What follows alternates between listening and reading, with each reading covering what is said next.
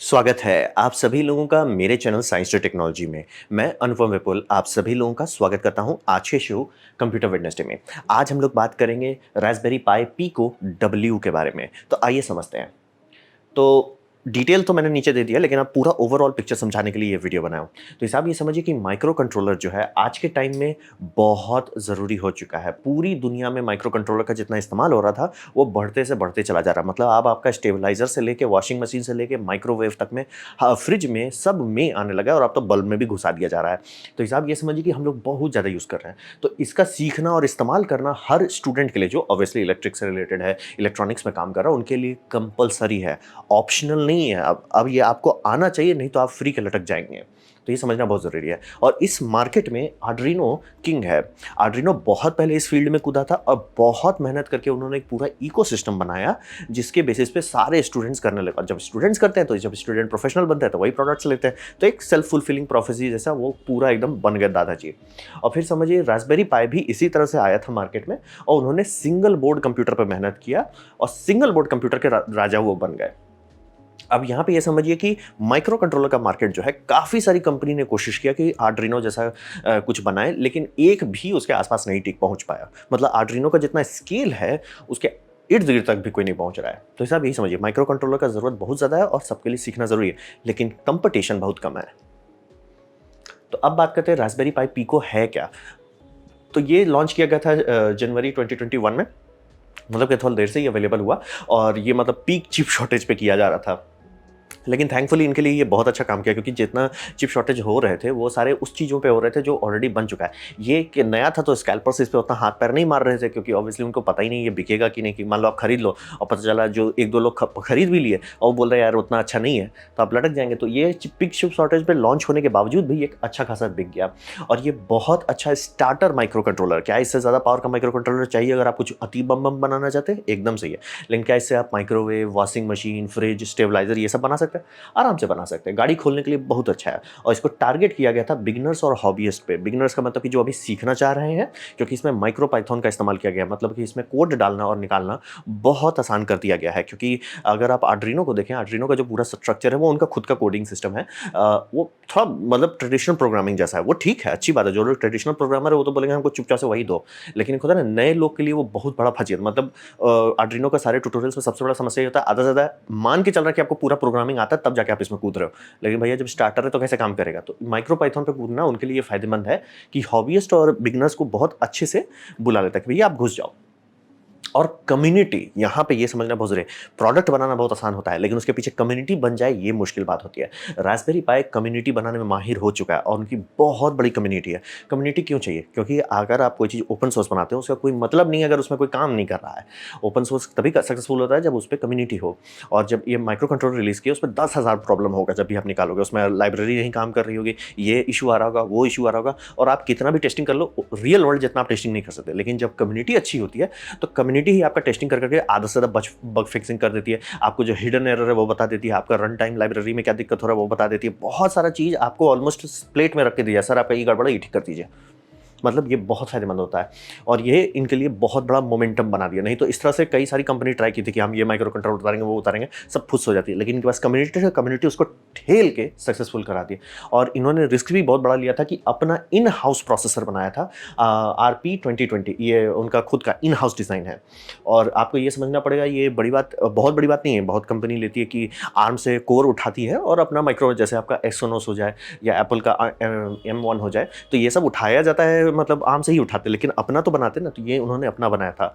तो हिसाब ये समझिए कि इन्होंने काफ़ी मेहनत किया था और मास प्रोडक्शन के हिसाब से भी डिज़ाइन किया था। यानी कि अगर इसे आप किसी प्रोडक्ट में कस्टमर को बेचना चाहते हैं तो ये कैसेलेटेड पैड इसीलिए डिज़ाइन किया गया था कि आप सर्किट बोर्ड पे सीधा रख दीजिए और इसे डायरेक्ट सोल्डर कर दीजिए। यानी पिक एंड प्लेस मशीन इसे अच्छा से इस्तेमाल कर सकता है बिना दिक्कत के। तो काफ़ी ये मतलब धीरे धीरे धीरे करते करते ये गाड़ी आगे बढ़ा दी है, और सिर्फ इसीलिए सक्सेसफुल हुआ क्योंकि इसके पीछे कम्युनिटी थी। कम्युनिटी के बिना हुलुलुलु, कम्युनिटी है तो गाड़ी आगे बढ़ रही है।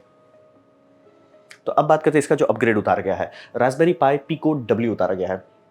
और हिसाब ये है कि पीको सब बहुत बढ़िया है, लेकिन आजकल हर कोई इंटरनेट ऑफ थिंग्स काम कर रहा है। बेसिक से बेसिक सेंसर हो जाए, जैसे आपका ह्यूमिडिटी सेंसर हो जाए, टेम्परेचर सेंसर हो जाए, प्रेशर सेंसर हो जाए, एयर क्वालिटी सेंसर हो जाए, सबको चाहिए वायरलेस डेटा ट्रांसमिशन। तो इसमें लोग कर रहे थे, मतलब किट्स आते थे जिस किट में आप ये बोर्ड खरीदिए, उसके ऊपर कुछ ऐड कर दीजिए या एक डॉटर बोर्ड जोड़ दीजिए। लेकिन बात हुआ कि अगर इंटीग्रेटेड रहता तो बल्ले बल्ले।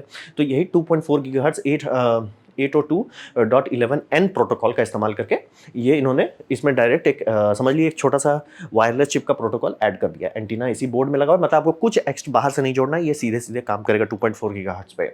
और इसमें जो अगर चिप का अगर आप डेटा निकालते हैं तो उसमें ब्लूटूथ भी है, लेकिन बात है ब्लूटूथ अभी कोड नहीं किया गया है। यानी कि ये अभी अगर आप खरीदते हैं, अगर आप खुद से कर्नल लेवल पे उतर के इसका छिड़खानी कर सकते हैं, खुद से इसका कोड लाइब्रेरी लिख सकते हैं, तो शायद आप इसका ब्लूटूथ एक्टिवेट कर ले। कुछ लोग कोशिश कर रहे हैं, लेकिन अभी ब्लूटूथ नहीं है। तो अगर आप चिप का सीरियल नंबर पढ़ेंगे तो आपको लेके उसमें ब्लूटूथ है, और ब्लूटूथ अच्छा है, 5.2 है ब्लूटूथ का, लेकिन वो अभी चालू नहीं है। तो ये बात समझना बहुत जरूरी है। अगर आप इस चैनल को कोई ब्लूटूथ रिलेटेड और बनाना चाहते हैं तो मैं कहूँगा रुक जाइए, क्योंकि अभी ब्लूटूथ नहीं है। अगर आपको आता है, आप एक दो खरीद के आप हैक करके देख सकते हैं कि मैं कैसे इसको ब्लूटूथ एक्टिवेट करूँ, तो कीजिए, लेकिन अभी नहीं है। लेकिन वाईफाई चलेगा। और हिसाब ये समझिए कि बोर्ड में और कोई चेंजेस नहीं किया गया, यानी कि अगर आपने पिछला बनाया था, ऑलमोस्ट कोई चेंज करने की जरूरत नहीं है। मतलब सिवाय एलईडी पिन को छोड़ के कोई भी बाहर से कोई भी चीज़ में चेंजेस नहीं होता, यानी कि वो जितने पुराने कोड थे वो इसमें चलेंगे, आपको कोई तिगड़म करने की जरूरत नहीं होगी। और इसका दाम थोड़ा बढ़ा दिया गया, $4 पुराने वाले का था, इसका दाम $6 कर दिया गया है। और इंडियन मार्केट में मैं जितना दाम दिख रहा हूँ, जो दिखा रहा मतलब अभी आया नहीं है, सबका कह रहा है कि दिसंबर के आसपास में आएगा, लेकिन उस सबका दाम दिखा रहा है ₹550 से लेकर ₹600 तक में ये आपको इंडिया में मिल जाना चाहिए, जो कि काफ़ी बड़ी बात है कि एक micro controller plus wireless controller दोनों एक अच्छा फॉर्म फैक्टर में आपको शांति से पकड़ा दिया जा रहा है ₹600 में। और अगर आप बल्क ऑर्डर करेंगे तो ₹500 में हो जाएगा। तो यानी मान लीजिए अगर आप कुछ भी डिवाइस बना दे, जैसे आपका रेफ्रिजरेटर हो जाए या आपका एसी हो जाए, वो सब में अगर ये कंट्रोल आप इस्तेमाल करना चाहेंगे, काफ़ी कम दाम में किया जा सकता है। फुटप्रिंट भी सेम है, कोड कंपैटिबिलिटी भी सेम है। लेकिन एक चीज़ जो काफ़ी लोग शिकायत कर रहे हैं, मैं खुद भी कर रहा हूँ, कि भैया USB-C क्यों नहीं डाले। मतलब ये बात समझिए, ये अगर आपको यही माइक्रो कंट्रोलर चाहिए, मतलब रास्पबेरी पाई का जो माइक्रो कंट्रोलर है वो चाहिए आपको, तो आप ऐसा खरीद सकते हैं। और इसमें भी वही कैसुलेटेड पैड है, लेकिन USB-C दिया है। तो जिन लोगों को कीबोर्ड वोर्ड बनाना है या ह्यूमन इंटरफेस डिवाइस, मतलब बेसिकली जहाँ पे खूब बार आपको तार निकालना या हटाना पड़ेगा, या कोई भी पोर्टेबल बनाना है, वो उनको USB-C चाहिए। क्योंकि आप आज के टाइम में ऐसा नहीं चाहोगे कि भैया मतलब आधा चीज़ के लिए चार्जर अगर आपका मिल रहा है, मान लिया आपने USB से इसका पूरा सिस्टम बना दिया कि वो बैटरी चार्जर है, उसमें सब चीज़ें, भैया आप कहाँ से खोजिएगा माइक्रो बी केबल। तो बात वही समझिए, बेसिक वाले में समझ में आता था, अच्छी डिज़ाइन नहीं था, क्योंकि इसी कारण से USB-C का इंप्लीमेंटेशन स्लो हो रहा है। हर कंपनी नया प्रोडक्ट अगर निकाल देती है माइक्रो बी के साथ, माइक्रो बी मर नहीं पा रहा है। तो ये इन्होंने पहली बार गलती किया। दूसरी बार जब दाम बढ़ा रहे हैं तो थोड़ा सा और दाम बढ़ा दें, आराम से USB-C दे दो, क्योंकि अभी इसका जेन्युइनली दिमाग खराब हो रहा है कि सब लोग का कि भैया अब तो आप USB-C दे दो। मतलब आप दाम कम करने के चक्कर में, मतलब एक होता है ना कि जबरदस्ती का नौटंकी कर रहे हो आप, दाम कम करना, दाम करना, इतना मत कम कर दो कि यूजलेस रह जाए। ये तो ऐसी बात हो गई, सर मैंने गाड़ी का दाम बहुत कम कर दिया, कैसे सर, टायर ही हटा दिया, भाई कुछ ज़्यादा हो जाएगा। तो वही वाली बात होती है कि एक हद से ज़्यादा नीचे नहीं उतारना चाहिए। ये इनका बहुत अजीब डिसीजन है कि USB-C नहीं देना। और प्लस ब्लूटूथ जब है चिप में, आपका चिप में है, और उस पर काफ़ी लोग कहना है सिर्फ कोड का लिमिटेशन ही, भले बात सही कि SPI बस नहीं जोड़ा गया है, लेकिन लो बिट रेट में आप ब्लूटूथ चला सकते हैं। उनको भी बिना कंप्लीट किए लॉन्च कर देना, ये थोड़ा सा मतलब जेन्युइनली डिसअपॉइंटिंग है रास्पबेरी पाई जैसी बड़ी कंपनी के लिए, कि भैया आप तो ढंग से बनाओ।